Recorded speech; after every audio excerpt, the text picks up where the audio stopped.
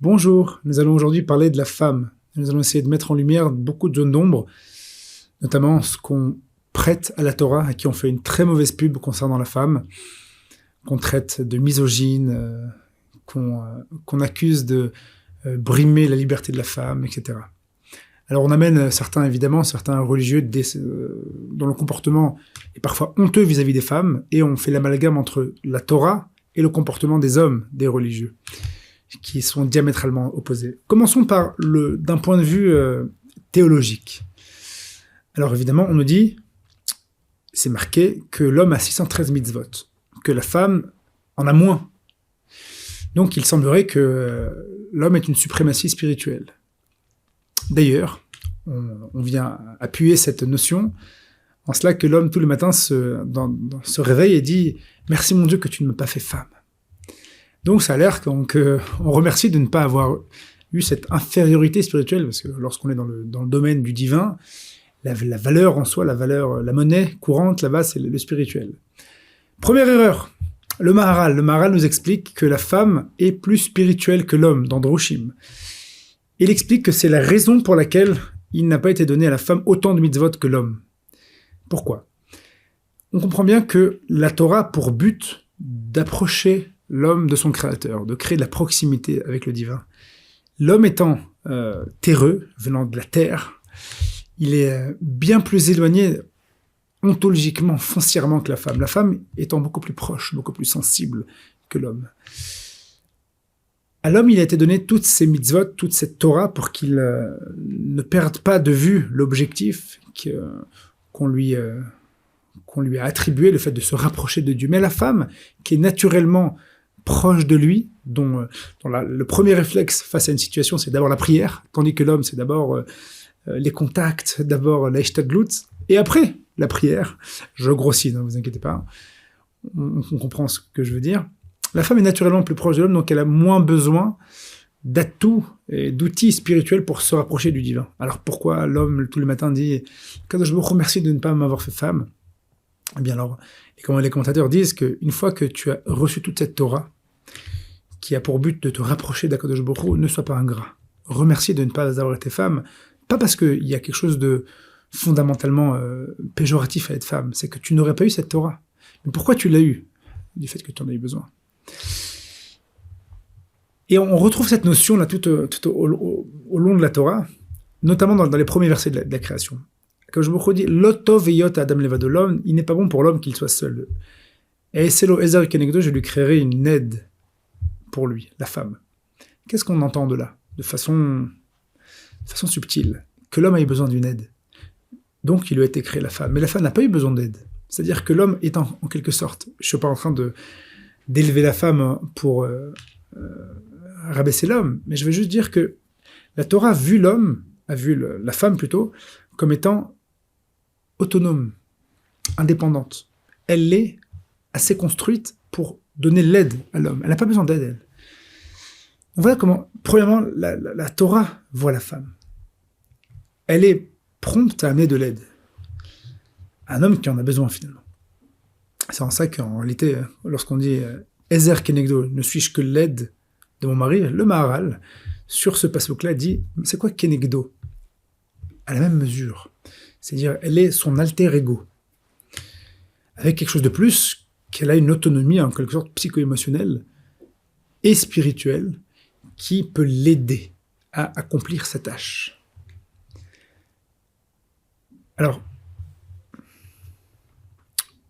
lorsqu'on regarde la halakha, de façon superficielle, on a l'impression que la femme est mise de côté, en sorte de cela que il y a deux grands sujets qui touchent particulièrement les femmes et qui sont pour nous une raison d'élucider, mais il faut savoir que c'est un début de propos. C'est-à-dire que le sujet est tellement vaste et tellement subtil que je ne sais pas si on le maîtrise fondamentalement, et je ne sais pas si, en une fois, il peut être, en quelque sorte, il peut créer un déclic. C'est quelque chose qui demande d'être compris. Méditer et intégrer. On nous dit que la femme ne peut pas témoigner dans un tribunal. Alors tout le monde s'insurge, comment serait-elle manquante de crédibilité?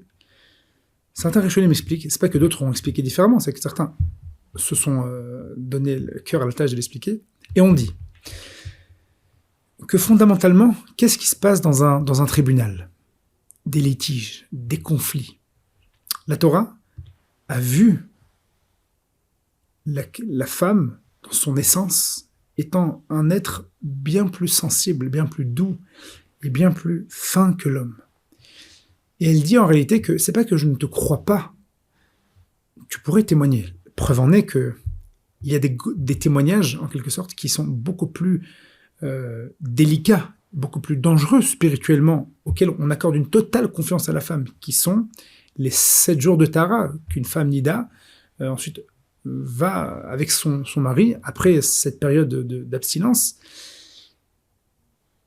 suite à un conte dans lequel elle dit à son mari, j'ai compté, j'ai été au mikvé, maintenant on n'est plus passible en quelque sorte de la punition qui est lorsqu'on était dans le nida. Et la femme est complètement crue. Alors que dans des témoignages qui sont de l'ordre des litiges pécuniers de 10 shekels, on lui dit abstiens-toi de témoigner. Pourquoi? Si ce n'était que la femme n'est pas ontologiquement crue, on ne l'aurait pas cru sur des choses qui sont beaucoup plus radicales, beaucoup plus fortes. Donc ce n'est pas une question de crédibilité. C'est une question, comme l'expliquent ces commentateurs, tu n'as pas à être là. Je te vois, dit la Torah, comme une princesse, à l'âme délicate. Là-bas, c'est un monde véreux, c'est un monde tornituant, c'est un monde dans lequel tu vois les bassesses de l'âme humaine. C'est pas ta place. Il y a d'autres explications tout aussi rationnelles, mais on n'aura pas le temps forcément de les aborder tous, mais j'aimerais qu'on aborde un autre point, celui du guet. Beaucoup de femmes sont touchées, c'est un point sensible. Beaucoup de femmes sont touchées par le fait qu'il n'y a que l'homme qui a la main mise sur le guet. C'est-à-dire le guet, c'est la rupture de la relation entre l'homme et la femme. Et parfois, la femme veut rompre la relation, l'homme ne veut pas, et elle est en quelque sorte prisonnière. Ou bien l'homme part au loin, et la femme se retrouve aguna, donc se retrouve perdue, emprisonnée dans les mains de l'homme qui ne veut pas de donner le guet. Alors, il faut bien comprendre que lorsque la Torah dit à l'homme, elle lui donne la mainmise sur le guet, comme une mesure en parallèle, elle institue des beddin, donc elle institue toute une Torah orale dans laquelle elle dit, dans cette Torah orale, que si un homme refuse de donner le guet à sa femme, il doit être battu, jusqu'à ce qu'il donne le guet à sa femme. C'est-à-dire que la Torah n'a pas, en quelque sorte, laissé la femme sous l'emprise irrationnelle de l'homme. Elle a dit, c'est à l'homme, et nous l'expliquerons pourquoi, c'est à l'homme qu'appartient donc la clé du divorce. D'un autre côté, s'il ne le fait pas lorsque la femme le veut, on doit le battre. Le Rambam l'a institué dans la halakha. Et ce bedin-là, c'est venu au moment où Moshe Rabbeinu a expliqué les lois de la halakha, de la Masechet Gittin, donc au même moment. C'est-à-dire qu'il n'y a jamais eu ce cas dans lequel nous nous trouvons aujourd'hui parfois avec des femmes qui sont perdues, emprisonnées sous les mains de son mari, sous la tutelle de leur mari. Mais ça, c'est pourquoi? C'est parce que nous sommes en exil, nous ne vivons plus dans notre terre, nous n'avons plus un beddin cohérent, c'est-à-dire à qui on a donné une légitimité pour pouvoir faire appliquer les lois de la Torah. Maintenant, pourquoi, ontologiquement parlant, l'homme est celui qui a les clés du divorce? La Torah a été donnée à l'homme et la femme, et chacune des mitzvot a été répartie en quelque sorte, d'après ce qui est le plus essentiel, ce qui est le plus naturel à l'homme et la femme. La femme, dans sa création, n'a pas besoin de l'homme. Elle est libre. C'est pour ça que, comme le verset le dit, c'est elle qui peut être une aide à l'homme et non l'inverse. Elle est psycho-émotionnellement libre. Elle a besoin de son homme, attention, mais elle est libre. Un homme, il est dépendant de sa femme. Il est dépendant de sa femme parce que Dieu l'a dit déjà. L'oto veyot adam levado, c'est pas bon qu'il soit seul. J'ai besoin qu'il ait une aide en quelque sorte pour qu'il réalise son but. Il a besoin d'elle.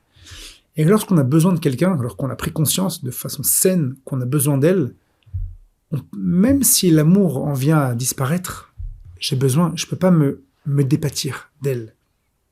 Tandis qu'elle, la femme qui a naturellement moins besoin de l'homme, car elle est plus construite, elle est plus achevée, elle est plus peaufinée, elle a la capacité, en quelque sorte, de ne pas être attachée par autre chose que par le lien du mariage. C'est-à-dire que, mis à part son amour, on pourrait être dans un état vis-à-vis de la femme dans lequel elle n'a pas besoin de l'homme. Fondamentalement parlant, émotionnellement parlant, psychiquement parlant, l'homme a le besoin vis-à-vis de sa femme. Donc il aura beaucoup plus de mal à rompre une relation qui lui apporte tant qu'à elle. Mais ce n'est pas tout. Parce que lorsqu'on aborde une réponse thoraïque, la vérité n'est pas un point donné. Elle est la somme de plusieurs éléments qui se corroborent ensemble et qui finalement créent une entité, une shlemut, tant d'un point de vue rationnel que d'un point de vue métaphysique et spirituel. Et tous les éléments s'entraccordent ensemble. Un autre des éléments pour lesquels c'est à l'homme qui a été donné donc cette faculté d'interrompre ou non le lien, c'est que l'homme, contrairement à la femme, mais pas contrairement de façon ontologique là, de façon naturelle, de façon de comment et la société et le caractère d'un homme normal a été fait, c'est que l'homme a une responsabilité vis-à-vis de sa femme. Il est le père paternel, il est viril, il donne la protection à sa femme et ses enfants. Un homme qui a la mainmise, qui a en quelque sorte pas forcément la mainmise dans le sens péjoratif, mais qui a la responsabilité de sa troupe, okay, de sa femme aussi. Il a un double apport, un double raccord avec sa femme. Il a le raccord, le lien en ça qu'il a besoin d'elle, de façon émotionnelle, psychologique. Mais il est aussi raccroché à sa femme sous un autre mécanisme, une autre instance qui est beaucoup plus inhérente à sa nature propre, sa virilité, de protecteur. Et la Torah, lorsqu'elle dit à l'homme, lorsqu'elle donne une mitzvah à l'homme, tu devras la nourrir, la loger, subvenir à ses besoins physiques et émotionnels, elle parle à cette instance qui a naturellement en l'homme. Donc en réalité, l'homme a 2 fois plus de raisons, en quelque sorte, de rester avec la femme. On peut trouver des femmes protectrices, on peut trouver des femmes très dépendantes de leur mari, certes. Je parle de manière ontologique, d'une manière essentielle, foncière. C'est pour ça qu'il est fort à penser que l'homme est celui à qui on a donné les clés de ce divorce. Encore une fois, la Torah n'a pas été abrupte. Elle a donné à la femme, le fait que la liberté de choisir si elle veut divorcer, elle va au Beit Din et ensuite elle est complètement acquittée de son obligation, au point que si l'homme ne veut pas, on le bat, c'est-à-dire on le bat avec des coups physiques. Aujourd'hui en Israël, qui essaie un peu plus de respecter la loi juive, donc ils enferment les gens jusqu'à ce qu'ils donnent des guettes. Donc les rabbinim, avec le peu de force qu'il leur reste, en quelque sorte salissent la réputation d'un homme, en ça que dans sa communauté, ils affichent des affiches disant que cet homme-là fait souffrir une telle, en ça qu'il le prive de sa liberté. Donc il y a des moyens. Et à l'époque, lorsque le temple existait, c'était pas des moyens, c'était des solutions. Aujourd'hui, c'est des moyens en espérant qu'on revienne sur notre terre. Une des raisons de prier, compris dans la tefila de l'Amida, qu'on revienne dans notre terre avec des juges, c'était aussi pour ce genre de problème-là. Et on essaie de donner une raison assez rationnelle, de comprendre pourquoi la Torah, d'une façon élémentaire, a donné le gage à l'un du lien, en quelque sorte d'être le garant du lien plus qu'à l'autre. Pourquoi ? Certains commentateurs donc, le disent qu'on a touché deux éléments propres à l'homme, sa virilité, fait qu'il était protecteur, et son interdépendance à l'homme, sa dépendance qui avait auquel la femme n'a pas ces deux éléments-là intrinsèques. Un autre problème ou une autre mauvaise image qu'on a de la Torah, c'est la tsniout. On est en train de dire à chaque fois aux femmes, soyez tsnuot, soyez pudiques, c'est-à-dire couvrez les parties de votre corps pour que les hommes ne fautent pas à cause de vous. Et on a l'impression donc que les femmes se sacrifient, elles sacrifient leur féminité parce que les hommes ringards devant elles sont des zombies comme ça attirés et déraisonnés. Il y a du vrai dans ça. Il y a du vrai. Mais la valeur, la raison profonde, elle est loin d'être aussi superficielle. En réalité, les commentateurs nous l'expliquent. Lorsqu'une femme donc n'est pas pudique, c'est-à-dire qu'elle laisse l'expression de son être au travers de son corps. Lorsqu'elle laisse l'expression de son être au travers de son corps, elle s'identifie à son corps. Et finalement, elle crée donc son relationnel vis-à-vis des gens, qui va interagir sur son estime de soi, sur sa valeur profonde, son état d'être, son moi intérieur, suivant le regard que les autres lui portent. Lorsque ce qui a été investi en tant que rapport à l'autre, c'est le corps, elle vit au travers du regard de l'autre, mais quel regard? Le regard envie, le regard envieux des hommes qui ne voient en elle qu'un objet qui suscite du désir, et finalement elle se voit elle, donc au travers de son corps, comme étant désirée, constamment désirée, et avec un investissement dans le fait d'être encore plus désirée. Alors ça a l'air qu'elle est donc écoutée, qu'elle est respectée. La Torah nous dit que, connaissant la nature de l'homme, ma fille, si tu cherches à être respectée, à avoir une position dans la société au travers ton corps, et donc que le feedback que tu as du monde, c'est ce désir-là, eh bien c'est pauvre, parce que ton être intérieur ne sera pas rempli. Arrivé à tes 40 ans, tes 50 ans, eh bien, quand ta plastique ne sera plus ce qu'elle est, eh bien, tu te heurteras à un vide abyssal, un vide existentiel de savoir qui je suis, mais qu'est-ce que j'ai fait exactement dans ma vie, et ô combien j'ai été manipulé par le regard de l'autre, mais surtout et plus encore, tu seras à la merci de ce regard qui finalement te donne un ersatz d'intérêt, te faisant croire que les gens ont un intérêt pour toi, alors qu'en fait ils te manipulent pour ta plastique, ils s'honorent d'être en ta compagnie, ils cherchent à avoir plus que ce qu'ils ne te disent. Alors garde-toi à l'intérieur de toi. Garde-toi dans le sens où ce que tu vas témoigner, en quelque sorte, ce que tu as déclaré de par l'extérieur, c'est « je suis quelqu'un, j'ai une personnalité, j'ai une intelligence, j'ai des traits de caractère, je suis intéressante, ma plastique est ce qu'elle est ». Et ça fait état d'une certaine vision de la Torah.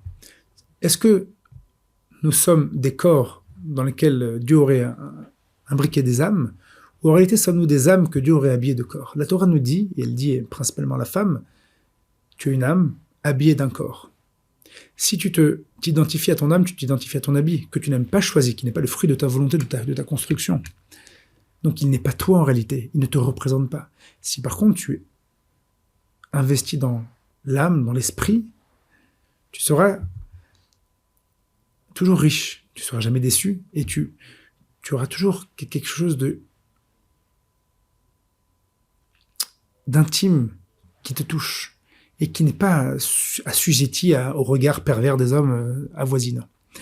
Donc c'était trois grands sujets, l'un théologique, l'autre halachique, et le troisième social, qui pourrait en réalité être délicat et qui pourrait porter honte à la Torah dans le sens qu'elle pourrait mal être comprise, mais si on y gratte, on voit que les raisons sont tous dans le bien de la femme, pour son bien. Et encore, les raisons que j'ai évoquées ne sont que le haut de l'iceberg. Il y a tellement de raisons sur chacun des sujets à approfondir qui sont de l'ordre de la mystique, de l'ordre de la spiritualité, de l'ordre de l'essence qui viennent par rapport à la faute premières, à la faute essentielle, qui viennent par rapport à la nature de l'homme, spirituelle, pas que psycho-émotionnelle.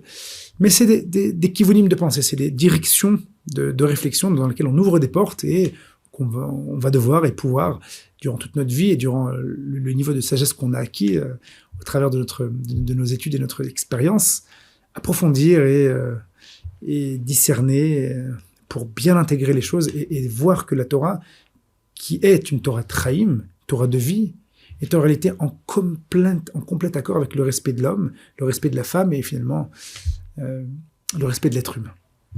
À bientôt.